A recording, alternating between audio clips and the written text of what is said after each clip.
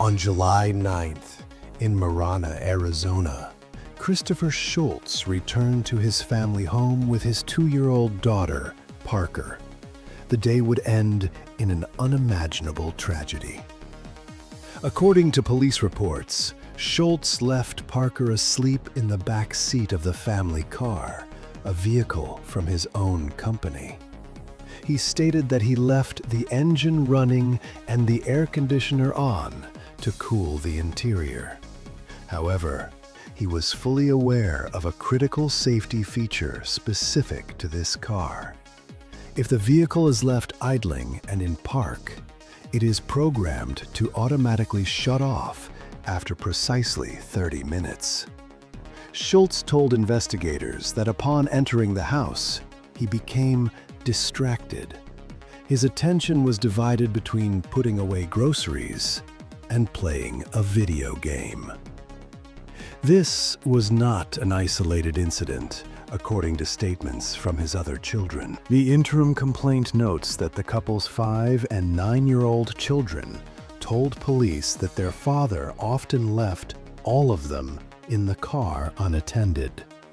A significant discrepancy in the timeline emerged during the investigation. Schultz initially reported that he arrived home with Parker at approximately 2:30 in the afternoon.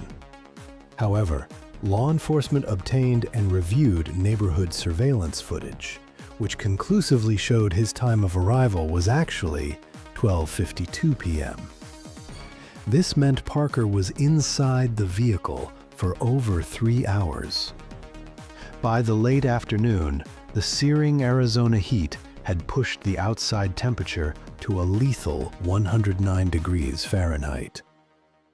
The air conditioning, having shut down automatically shortly after 1:30 p.m., offered no protection against the oppressive, suffocating heat that filled the car's cabin.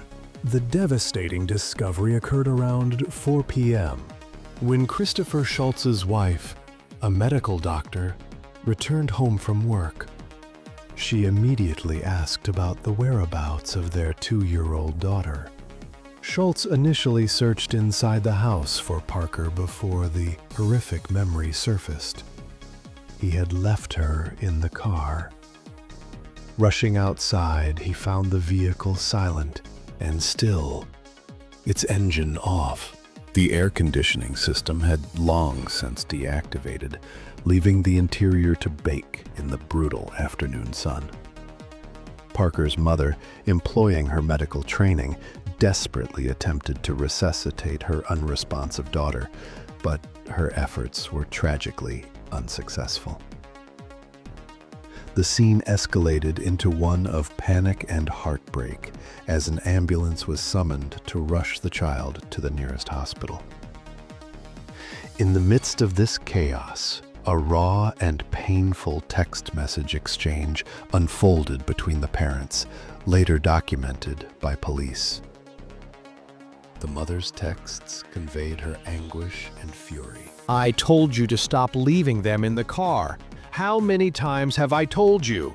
Christopher's response was a simple, gut-wrenched apology. "Baby, I'm sorry." As the reality of their loss set in, she sent another message. "We've lost her. She was perfect." His reply laid bare his immediate guilt and shock. "Babe, our family, how could I do this? I killed our baby.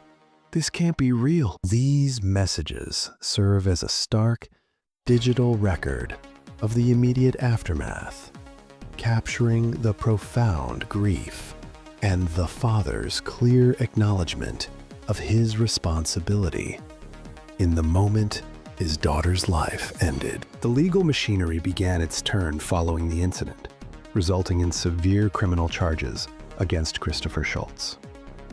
The Marana Police Department's investigation led the Pima County Attorney's Office to charge him with first-degree murder. In the state of Arizona, a conviction on a first-degree murder charge carries a mandatory sentence of life imprisonment. This charge signifies the state's initial position that Schultz's actions were premeditated or knowingly reckless to an extreme degree. As the case progressed through the court system, the prosecution extended a potential plea agreement to the defense. This offer proposed amending the most severe charge. Instead of first-degree murder, the state was willing to allow Schultz to plead guilty to the lesser charge of second-degree murder. This legal classification is distinct. It is applied when a death occurs after a suspect has undertaken actions that demonstrate an indifference to human life or constitute reckless conduct without premeditation. The potential penalty for second-degree murder, while still severe, is different from a life term. A conviction carries a prison sentence ranging from a minimum of 10 years to a maximum of 25 years. This initial plea deal represented a significant potential reduction in the consequences Schultz was facing. However, after consideration, Christopher Schultz formally rejected the state's offer to plead to second-degree murder. It is important to contextualize this offer. It was not made arbitrarily. The case had previously been reviewed by a panel, a standard prosecutorial practice for serious charges. For this initial panel review, Schultz's defense team had submitted some early mitigation evidence in an attempt to sway the state's position on an appropriate charge and sentence. The panel considered this information before authorizing the second-degree murder plea offer, which was subsequently placed on the table and then rejected by the defendant, leaving the first-degree murder charge intact. A recent court hearing revealed new developments and strategic maneuvers in the case against Christopher Schultz. His defense attorney is now actively seeking a second chance at a plea deal, formally requesting a court-ordered settlement conference to reopen negotiations with the state. The core of the defense's new argument hinges on ongoing work by a recently retained mitigation specialist. The attorney stated to the court that this specialist is developing new evidence focused specifically on the phenomenon of hot car deaths across the United States. This research, he contended, would substantiate their argument for a significantly reduced punishment and was not available during the initial early stages of the case, when the first plea offer was presented and rejected. He asserted that the defense needed more time to compile this nationwide research to build a more compelling mitigation package. The state prosecutor, however, was firmly opposed to this request. The prosecution's position was clear and unequivocal. They are unwilling to reconvene a panel to reconsider the plea offer. The state attorney stated he had an opportunity. He rejected it, emphasizing their view that the time for negotiation on that specific offer had passed, and that the presentation of new mitigation material was unlikely to change their position or the nature of any potential plea. The hearing also addressed several ancillary issues complicating the case. It was revealed that Schultz is the subject of an open Department of Child Safety case in Phoenix. This case is unrelated to Parker's death and is based on allegations made by Schultz's 17-year-old daughter from a previous relationship. The defense attorney clarified that Schultz's parental rights regarding this teenager had been completely severed and that he had no current obligation to her.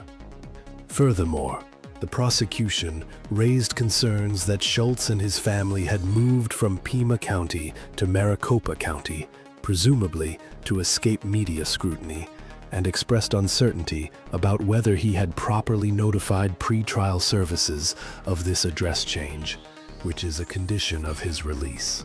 The defense countered that they had fully complied with all notification requirements. After hearing arguments from both sides, the judge decided to overrule the state's objection. and order a settlement conference. The court also scheduled a subsequent hearing for September 19th to address two major pending motions: a prosecution motion to introduce prior bad acts evidence under Rule 404B, and a defense motion to continue the trial date, thus pushing the entire legal process further into the future. Legal analyst and defense attorney Jessica Mahali provided clear-eyed commentary on the case's complexities.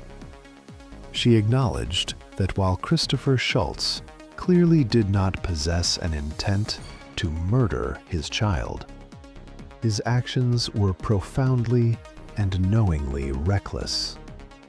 She highlighted the aggravating factors: the extreme Arizona heat, his awareness of the car's automatic shutoff feature, and the prior warnings from his wife. Mahali stated that in her professional opinion, a fair and appropriate sentence would be 10 years in prison. She speculated that Schultz himself likely believes he deserves no incarceration, creating a significant impediment to a plea agreement.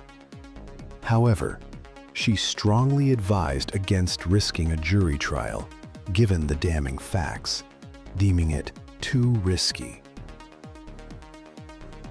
Analyzing the case from a hypothetical prosecutorial standpoint, Mahali conceded that the natural consequence of losing his child is a punishment far worse than any prison sentence.